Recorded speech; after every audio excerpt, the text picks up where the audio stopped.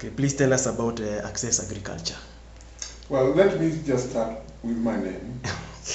My name is Bob Muchina. Yes. I'm the Executive Secretary of Access Agriculture. Yes. This is it's a new NGO, actually registered in Nairobi, headquartered in Nairobi, in 2011, December. We just launched the organization in Nairobi on the 14th of November, and our website is active wherever you are, whatever language you speak, and that is the good idea. So actually the organization is a platform for farmers to communicate across, not up down, across farmer to farmer experiences, sharing experiences about any particular issue or crop or product on the farm that affects farmers everywhere in the world. For instance, a farmer in Bangladesh, for instance, who grows rice, is faced with the same challenges as a farmer in Siaya, for instance, in Kenya, growing the same crop. So sharing the information about diseases, about land preparation, about choosing and storing the seeds for the next season, and cultivating and actually even drying the crop. You'll be very surprised that in one of our findings, we found that in Bangladesh, a farmer can dry his crop of rice even when the rain is pouring down. Is it? Yes. So what happens is that they make a platform around the house. Initially in Bangladesh, like in Kenya, the huts are round. Okay. And they make a platform and they spread the rice on that platform, and with the canopy covering that platform. So the canopy is coming down from the top of the hut, pointing towards the ground, and now the platform is inside there. Ah, okay. What happens is that even when it's raining, the air is circulating around the hut, and that air actually dries the crop. Oh. It's an amazing finding. Okay, that's very good. As you are aware, in Kenya, people have the tendency to put it out to dry, where chicken, where duck, where everything gets into contact with the harvest. Okay. And that reduces the quality of the crop. Okay. So we hope many farmers can share that experience.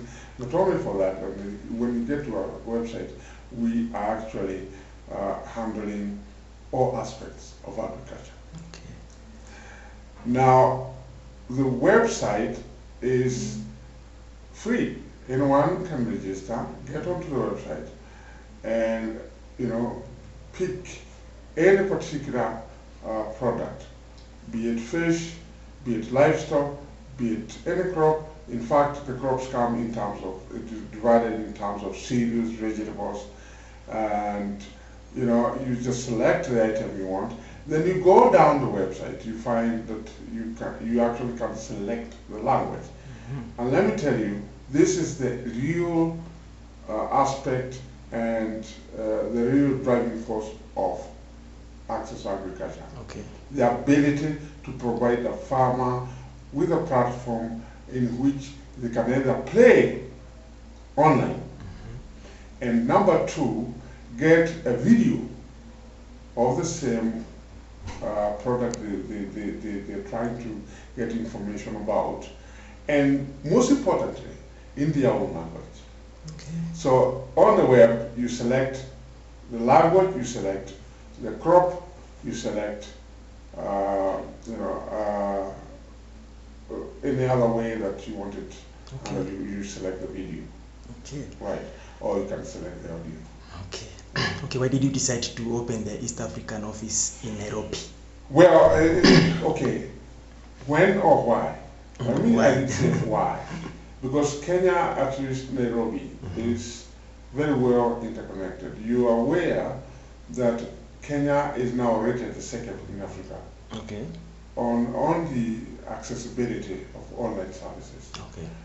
We think it's even doing better than that. We are sorry that the rates for connectivity are still not come down. But we know that the people who supply the fibers, who maintain the satellite networking, need to recoup on your investment. That's natural. But we think that within a year, the prices should start showing, a slow and lower rating. Okay. However, Nairobi then was a natural choice because first of all, obviously, it's centrality. Access to agriculture, however, have already established a regional office in West Africa, in Benin, Cotonou actually, and the office is fully functional now, and obviously we will be targeting other regions. Okay. Egypt is very strong in our mind. Malawi for the moment can still be served from Kenya. So is Uganda and Rwanda and Burundi and Tanzania. So the idea is to go Africa. Okay. The entire continent. Yes. Okay. Now, most small-scale farmers in Kenya lack access to the internet, and also because they also have basic phones that can't play videos. So, what plans do you have for them to access the videos despite those limitations? Okay. I think the question of connectivity and the spread of the fiber is a real challenge. We must admit that. However, for access agriculture to actually deliver the service that we want to deliver to the farmers, we are playing on two fronts. First of all, for those who can access the internet, it's obvious that they only have to register, and with a click of a button, I've just demonstrated to you how easy it is. Yes. Okay. However, for the areas that are not yet served by the service, and where farmers maybe cannot even afford to go onto the internet, we are working with farmer groups, and we encourage farmer groups to come to us, by the way, to partner with us in a way that we can provide the support for them, or actually guide them to how they can have the access to access agriculture.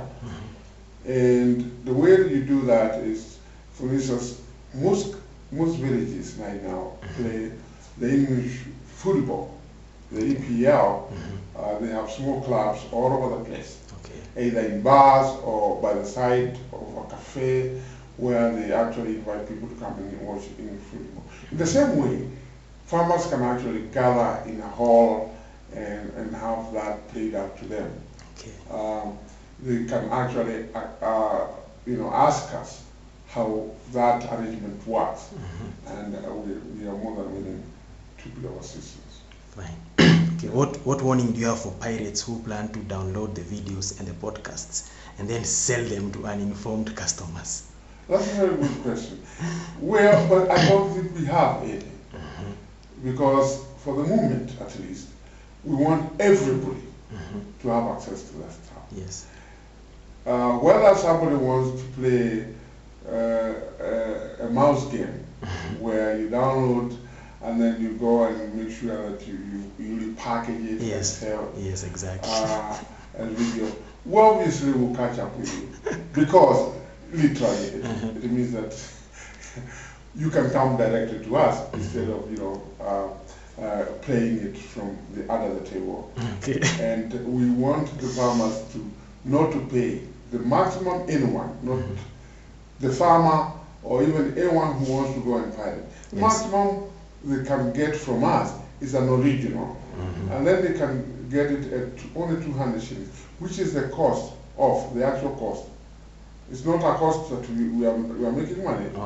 It's the actual cost of duplicating that video. Oh, just selling at cost price. Yeah. So we will be advising the farmers that, in fact, another very good point you made, but we probably need to bring in an advisory, a small advisory tab on the web, saying the videos are free, don't pay any money, except when it's original, and the original is available from us at that cost of only 200 bob, which is the actual cost of the production.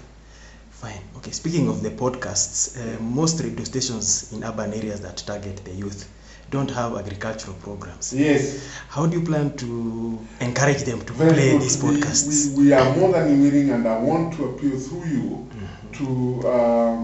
to youth groups or youth targeted webs, particularly the YouTubes or any other category of online, to come to us and collaborate with us. We are more than willing to collaborate with those people. For instance, radio stations can get the audio from us, okay, to play on their radio stations. They don't have to pay anything. Okay.